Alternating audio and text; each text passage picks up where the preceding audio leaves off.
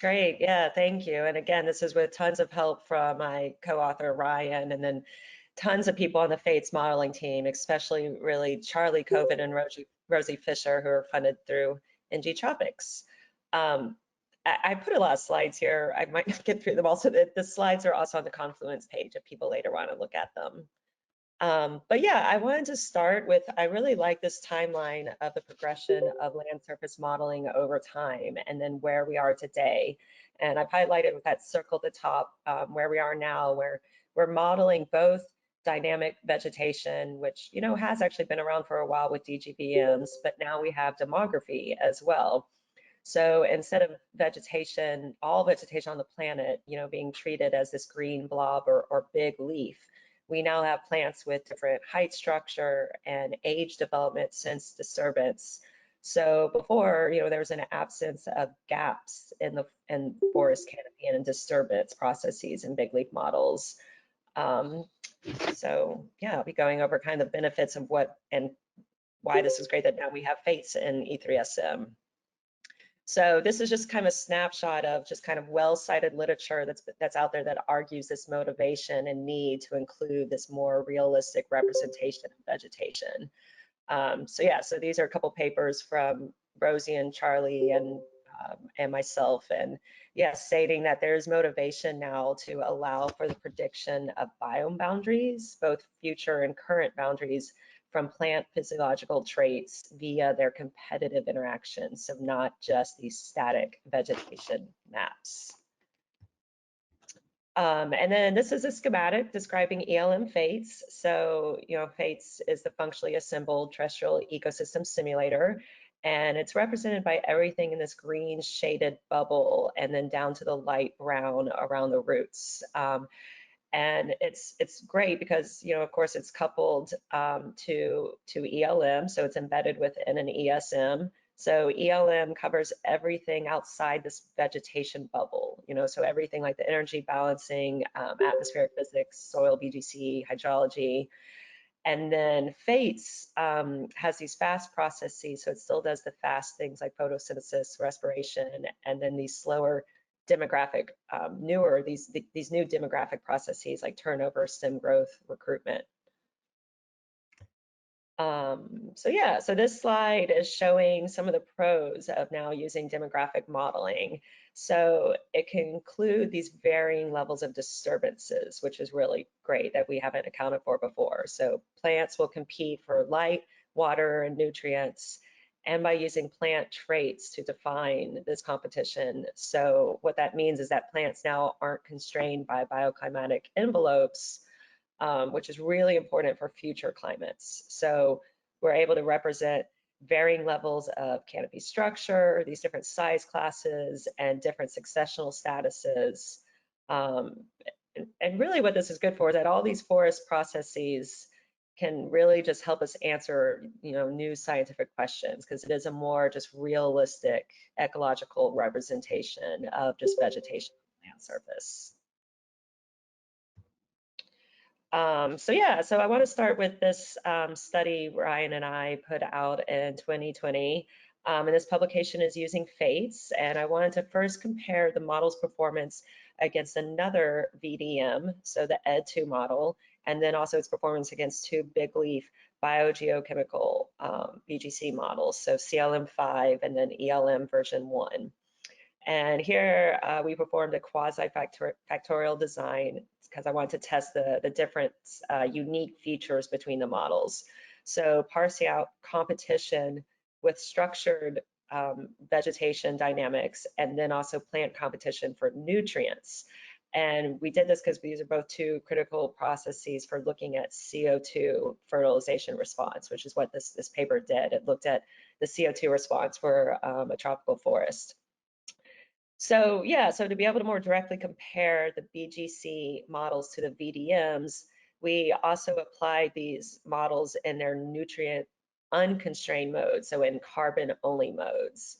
And then down here, kind of in this dotted boxes, at the time of publication, we didn't have it yet where you could do both dynamic vegetation and nutrient competition. But that is online now, which is nice. But before we were just kind of comparing, you know, the models with structured demography and no competition, or just with competition, or nutrient competition, I mean. So yeah, so this is the result of the paper. Wanted to look at the change in biomass estimates out to 2100 with a doubling of CO2. And while there is this big spread, and this is only looking at the beta response in this paper, and while there is a big spread in model results, one of the take-home messages is that the two VDM models are comparable to the big leaf the big leaf models when in their carbon-only mode. But what's important is now we can include this finer scale demography and competition, which is nice because we can compare this against census data. And this is just kind of looking at some results when you're breaking up the growth factor and mortality rate by size class, which we can now do in these models, and comparing it against observations. And one of the challenges is these VDMs historically have high growth fractions, where in reality in the forest, a lot of the forest, 25% or maybe 50% of the forest just isn't growing. So this is a challenge that we're trying to capture now. And I included mortality because now we have varying mortality rates and different forms of mechanistic mortality, where before in big leaf models, everything's just capped at 2% mortality. And then, yeah, this figure is looking at the distribution of total carbon as being allocated to these 6 different plant organs, and then for each of the models, and compared against observations in the black. And you can see that the VDMs do have lower above ground wood allocation, and then also all models underestimate leaf allocation. And what it's nice with this paper is that when we're trying to understand the CO2 fertilization response, we could take a closer look at this change in carbon allocation, which this bottom panel is doing. So this change between 2100 and 2000.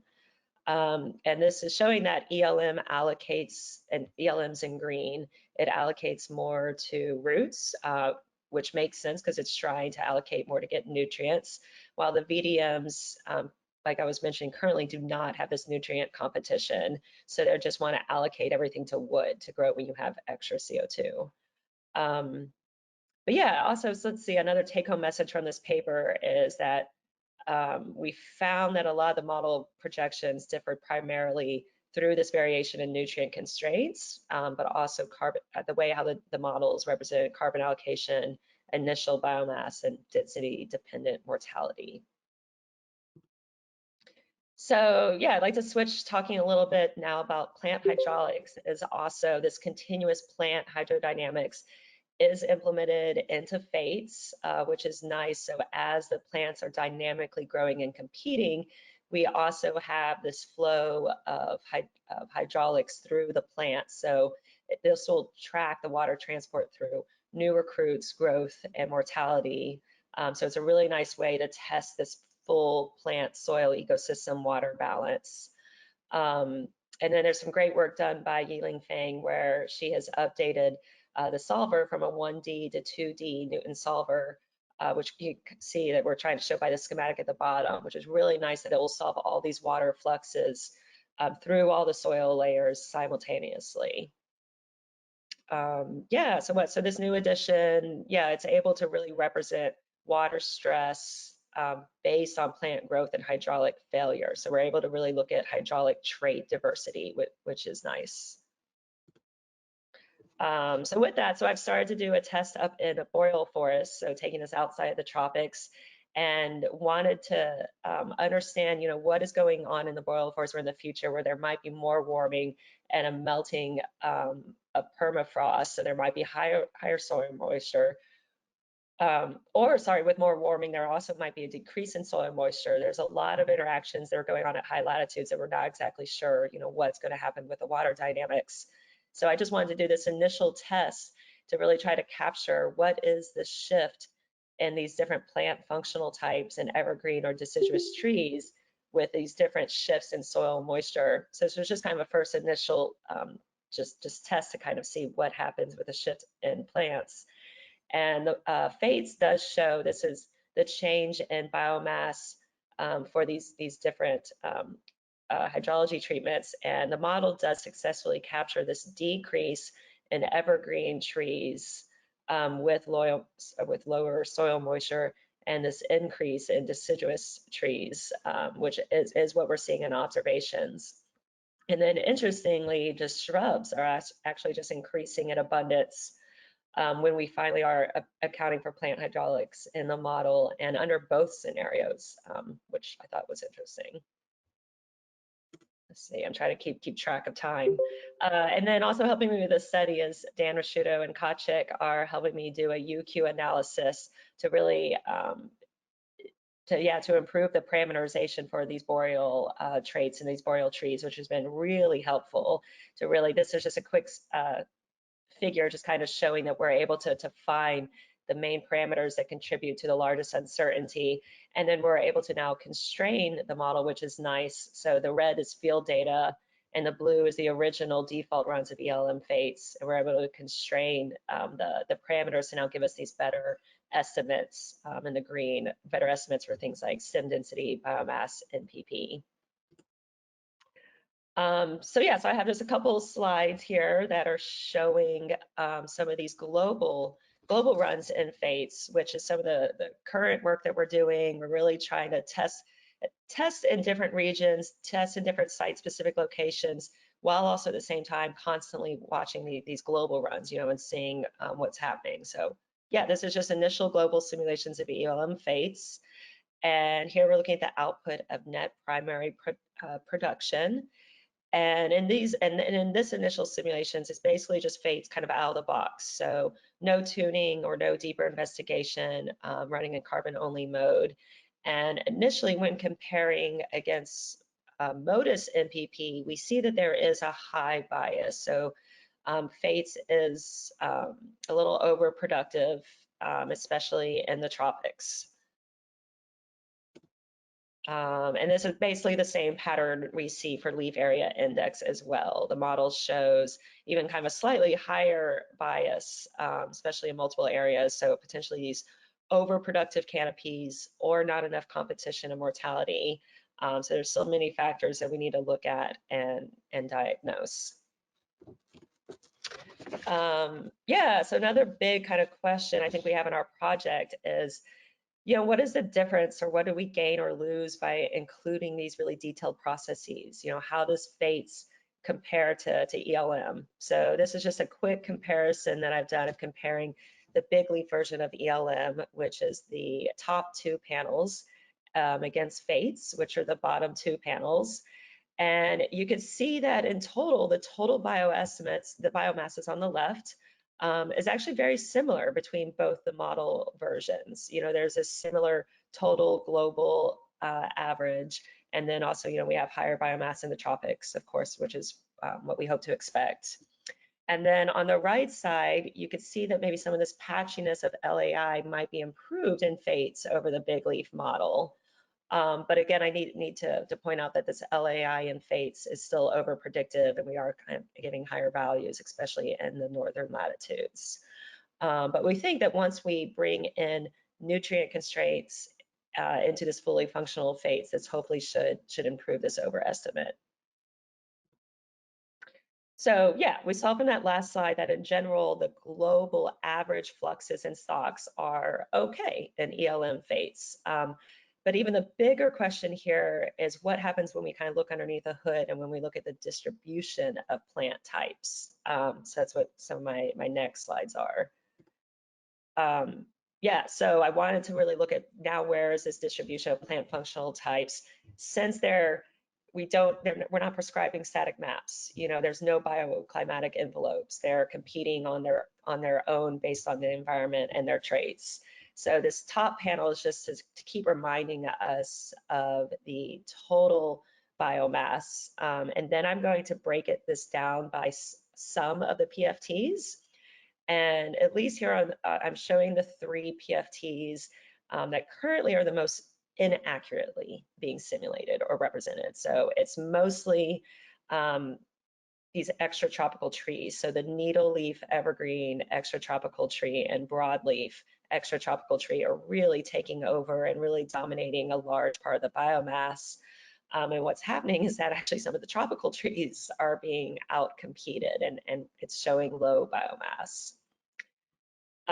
So we're able to do some parameterization changes, which is strictly just adjusting different parameters that are related to strategies to leaf production versus allocation to storage. And this was able to improve a lot of the global distributions. So I'm only going to walk through a couple of these kind of problematic PFTs, but what we're looking at here is the before and after of the updated global fate simulations after some of these parameterization updates to try to include this global distribution of vegetation. Again, this global distribution, based off of trait competition and trade-off. And then just by adjusting some things related to the leaf economics, allocation, using better data from the TRI database. I have a whole list of the parameterization changes I've done that I could supply to anybody afterwards if they would like. But luckily, we were able to really kind of reduce a lot of this overproductiveness of these extra tropical trees. And then they now have this better kind of distribution of where they should be, of more in the high tropic, more in the extra tropics and high latitudes. But there still does need to be some investigation that needs to happen.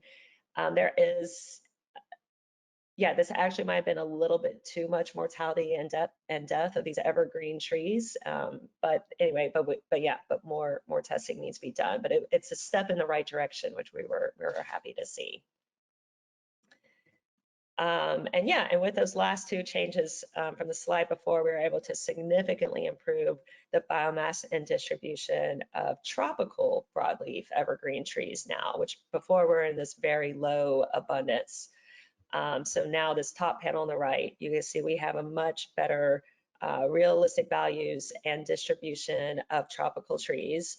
And we want to at least validate this against one field site in the Amazon, which I show here.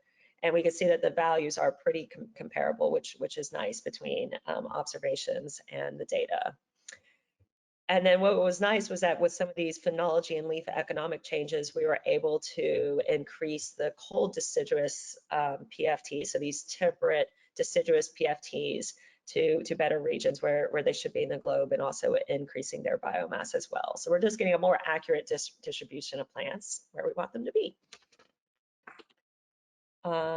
Yeah, I think that's it for me. I think Ryan, yeah, please go for it, talking about nutrients. Thanks, Jennifer. So up to this point, FATES has been a carbon-only model, or up until recently, I should say. The idea being that, the prognostic variables in the model that dictate how plants grow, how plants compete, and how they die, and also some biophysics is all keyed off carbon, right? That single variable. If a plant gets enough NPP, photosynthesis minus respiration over the course of a day, that's really all it needs to grow, right? But there's lots of research suggesting that nutrients, of course, play a key role. And so over the last couple of years, we've gone through a few different phases to change fates so that it can accommodate nutrients as well. So instead of having just carbon as its prognostic variable in all the different organs and tissues, we now have nitrogen and phosphorus as well. So the different phases we went through was we had to modify how plants allocate these different resources, how they cycle it with the litter, and how these things migrate into the soil via disturbance, how they acquire nutrients competitively with microbes. This is a key coupling aspect of the ELM. And then also how these feed back on biophysics, like photosynthesis, and respiration. And so we've kind of reached the last phase here with pull request 4325 to get FATES in ELM fully coupled with nitrogen phosphorus. So we're pretty excited. We're reaching the home stretch, and we're doing some final testing now. So next slide, Jennifer.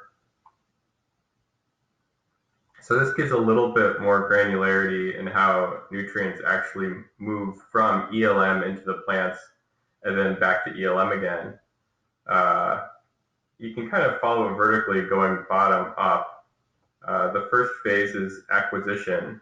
You know, in FATES is kind of special because we have hundreds or potentially even thousands of different plant cohorts all competing for resources with microbial decomposers and mineral surfaces, et cetera, competing for these nutrients.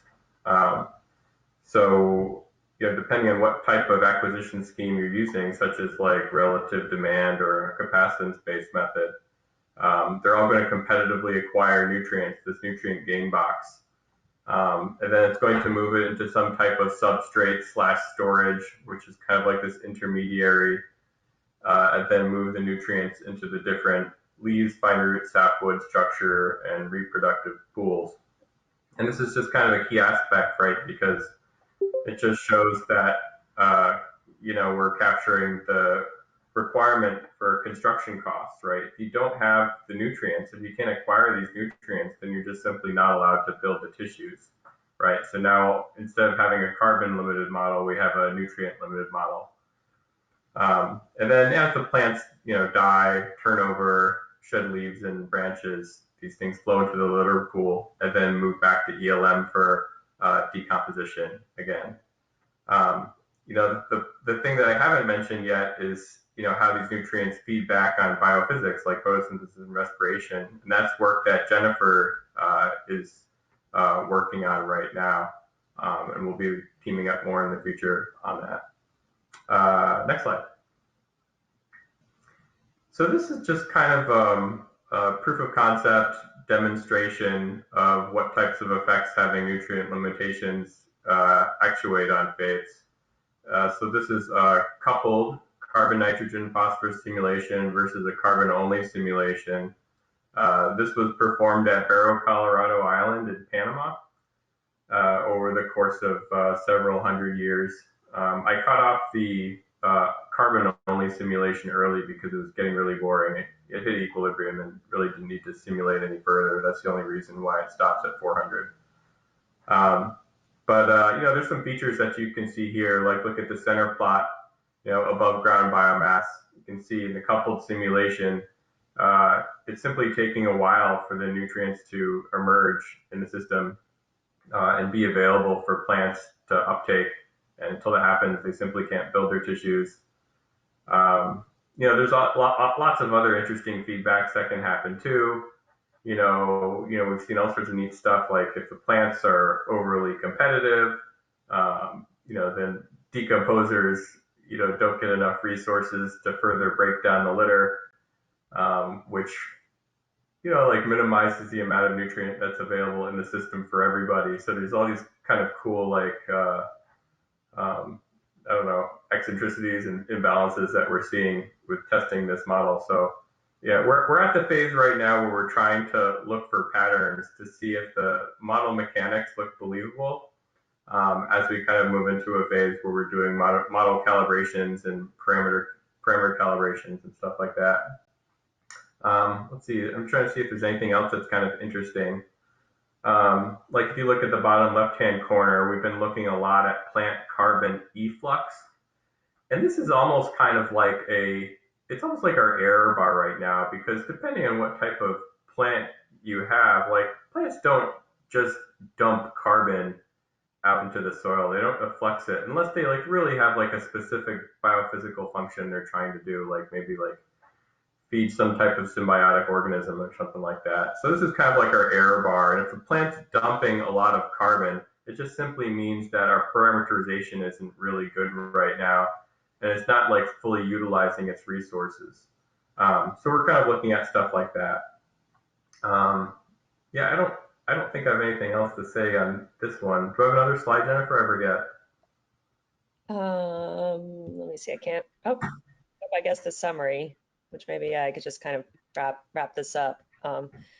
But yeah, we're very excited with all the development that's happened over the past couple of years with FATES and where it is merged in with ELM. And before, yeah, we've mostly been testing this carbon-only version, like we were saying, but now the nutrient version is ready and being tested, which is great. And even this carbon-only version of ELM-FATES, you know, predicts okay-ish carbon responses and fluxes.